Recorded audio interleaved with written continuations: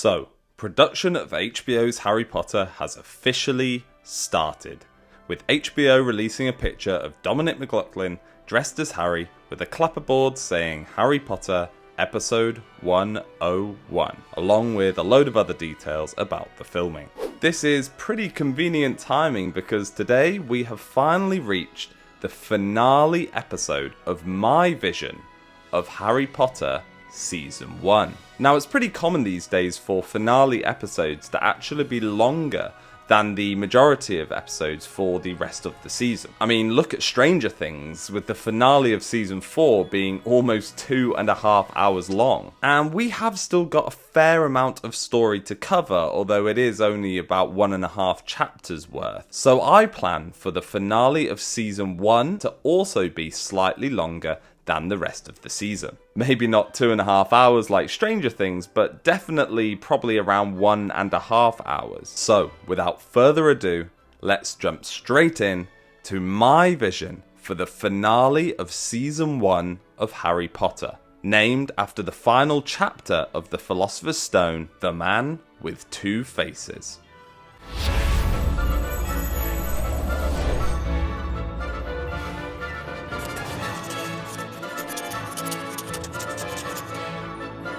The previously on Harry Potter segment for the finale episode will do what is pretty common for season finales these days and recap the entire story of the season. Firstly, we get reminded of our introduction to Harry with the Dursleys and when Hagrid visits him with the news that turns his whole world upside down. We then see a brief recap of his journey to Diagon Alley and then on the Hogwarts Express, finally arriving at Hogwarts, before seeing clips of him in different classes, studying and playing Quidditch. Finally, we recap the key mystery with the discovery of the Philosopher's Stone, Fluffy, and the trio's assumption that Snape wants to steal the stone for Voldemort, after Harry saw Voldemort in the forest. The recap then ends with the final shot of the last episode, with the trio standing outside Fluffy's door, waiting to face the gauntlet of challenges ahead. We cut to black to bring the recap to a close, and then a title appears on the screen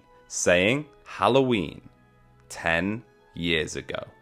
We then see a cold open of Voldemort in Godric's Hollow attacking the Potters, emphasizing the moment with Lily sacrificing herself for Harry.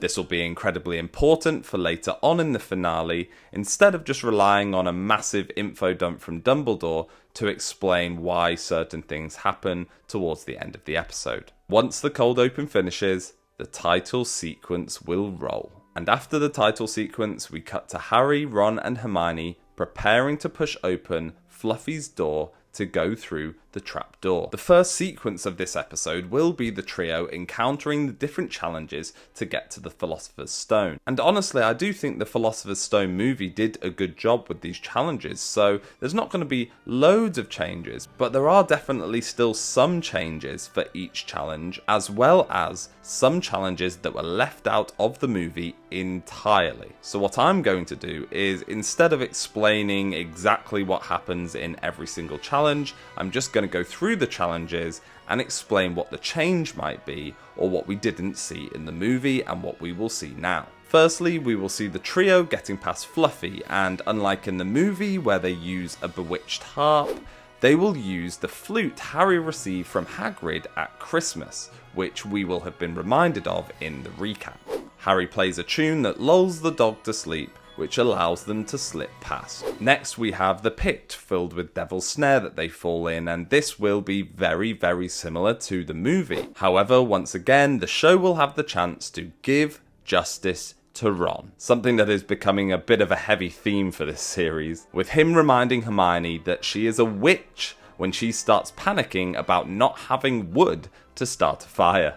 And not only does this give Ron the chance to prove that he isn't just comic relief, it gives us a chance to see that Hermione, whilst incredibly clever, still has her flaws, which the movies often tended to completely ignore, making her just a perfect character. The trio move on into a room that contains wing keys and broomsticks, and to proceed to the next room they need to fly around and find the correct key for the door that leads to the next chamber. Once again, this will be pretty similar to the movie, however this time Ron and Hermione will both use brooms as well to help Harry to herd the keys towards him so he can catch the correct one. The giant chess game does play out identically to the movie because they did a phenomenal job. It's honestly one of my favourite Harry Potter scenes, to be honest, across any of the movies. Ron takes command, directing Harry and Hermione through the game, and at the end of the game, Ron sacrifices himself so Harry can checkmate the king. The key difference is after the game, with Ron being unconscious, and instead of, in the movie, Hermione staying with Ron, Harry and Hermione proceed together to face 2 more challenges that were left out completely from the movie. Harry and Hermione move into a chamber that contains a mountain troll, but luckily for them, it had already been knocked out. Relieved they don't have to fight it, they carefully step round it and enter one more chamber that contains potentially my favourite challenge from the book. The final obstacle they face is a logic puzzle set by Snape. 7 potions, some poison, some harmless, and only one that allows passage forward. Hermione deciphers the riddle, excitedly exclaiming that it's simply logic and some of the best wizards don't have an ounce of logic. I don't know what it is about this challenge, but I just really love it. I think it's a good way of building character development for Hermione and showing how brilliant she is, as well as highlighting that the wizarding world isn't just waving a wand and saying magic words. Realizing that there's only enough potion for one more sip, Harry insists that Hermione goes back to help Ron and find Dumbledore, while he goes on ahead. After drinking the potion, Harry passes through the black flames ahead, and as he squints into the final chamber, he sees someone standing there. Not Snape, not Voldemort, but Quirrell. We cut to black to end sequence 1. Before we go on, I want to say thank you so much for all the support for this series. I can't believe that we're about to bring season 1 to a close. And I just want to ask a massive favour and ask you to hit the subscribe button. It will really help me out as I bring out future videos, especially moving into season 2. So thanks again, and let's get back into the video. The first half of sequence 2 of this episode will be the confrontation between Harry and Quirrell/Voldemort. But before we get to the action-packed final moments, I really want the show to lean into the conversation between Quirrell and Harry, tying together all of the clues that we have seen in this season so far. Quirrell tells Harry that he, not Snape, has been trying to kill Harry all year, as he has been working for Voldemort. From jinxing his broom to unleashing the troll, it was all Quirrell, and Snape was actually trying to save Harry and stop Quirrell from getting the stone. As he explains all of this, we will see flashbacks from scenes we've seen already, but from different perspectives, this time focusing on Quirrell falling over when Hermione sets Snape's robes on fire, and when Snape decides to be a Quidditch referee, we'll see Quirrell's face looking furious. We'll also see a flashback of Harry witnessing the meeting between Quirrell and Snape, although this time with the context of Snape interrogating Quirrell to stop him from stealing the stone. After all of this, Quirrell looks into the mirror of Erised, and under Voldemort's orders, he tells Harry to come and look in the mirror. Harry does this, and when he looks in, he sees himself retrieving the Philosopher's Stone, which magically appears in his pocket. He lies to Quirrell, saying that he sees himself winning the house cut from Dumbledore, but Voldemort's voice says he's lying. And finally, we will see the reveal of Voldemort's face for the first time. As I've mentioned in the previous episode, I want the show to lean into a TV-14 rating. The Voldemort's face reveal will definitely need that, as I want it to be just as shocking as it is described in the books. With a ghostly pale face, gleaming red eyes, and slits for nostrils. The physical confrontation between Harry and Voldemort/Quirrell will be very similar to the movie, with Quirrell being unable to hold Harry and Harry seizing Quirrell to stop him from taking the stone.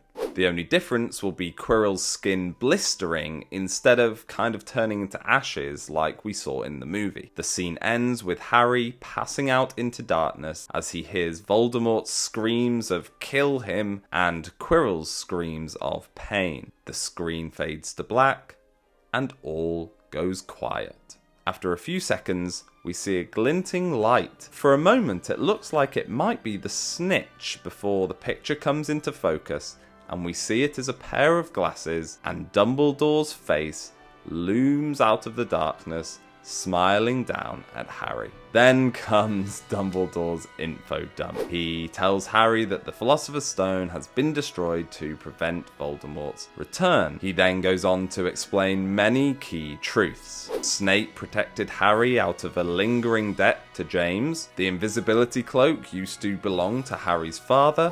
And the reason Quirrell couldn't touch Harry is because of the sacrifice Lily made, shielding Harry with the magic of love. This encounter highlights the importance of love over evil, the acceptance of morality, and the dangers of deception, setting the stage for Harry's ongoing battle with Voldemort. Sequence 2 of the episode ends with the iconic line from Dumbledore when he tries a Bertie Bott's flavour beans and says, "Alas, earwax." Harry grins at Dumbledore before we cut to black to end Sequence 2. Sequence 3 opens a couple of days later with Harry pleading with Madame Pomfrey to let Ron and Hermione into the hospital wing to visit him. She agrees, and Harry proceeds to tell Ron and Hermione everything that happened with Quirrell and the conversation with Dumbledore. Hagrid then arrives, guilt-ridden about the fact that he told Quirrell how to get past Fluffy, and this is when he will give the photo album to Harry of his parents. This is obviously different to the movie, where he gives it to Harry as he is leaving Hogwarts. The following scene then plays out pretty much shot for shot what we saw in the movie, with Dumbledore awarding last-minute points to the trio and Neville, leading to Gryffindor winning the House Cup. Say what you will about the ridiculousness of this decision and the clear bias that Dumbledore shows, it's still an incredibly heartwarming moment. We then have a montage of the students in the common room packing up their things to go home, leaving Hogwarts and boarding the Hogwarts Express. We never got to see the return journey from Hogwarts in any of the movies, so it will be really nice to see this in the series. And during this journey, we'll see the trio discussing their exam results, playing games, and eating sweets. Finally, the Hogwarts Express arrives at King's Cross, and as they get off the train, people call out words of farewell to Harry, which is a really nice juxtaposition from how Harry felt when he arrived at King's Cross Station at the beginning of the series. Harry, Ron and Hermione walk through the barrier before seeing Mrs. Weasley, who warmly greets them, and Harry thanks her for the Christmas presents. Suddenly, Uncle Vernon appears with Aunt Petunia and a terrified Dudley in tow. Mrs. Weasley tries to greet them politely, but Uncle Vernon dismisses it and hurries Harry along. Before leaving, Harry shares a mischievous grin with Ron and Hermione. Since the Dursleys don't know he's not allowed to use magic, he plans on tormenting Dudley all summer.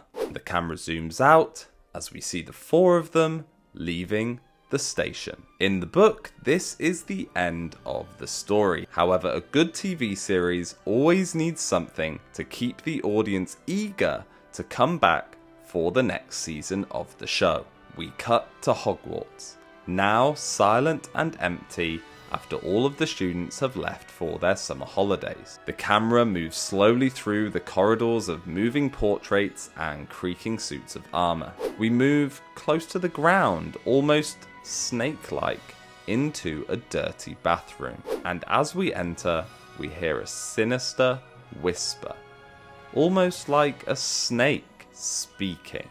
Cut to black, and the credits roll on season 1, bringing it to a close and leaving us with a huge cliffhanger and clue for what Harry needs to face next year. And that wraps up my full breakdown for HBO's Harry Potter Season 1.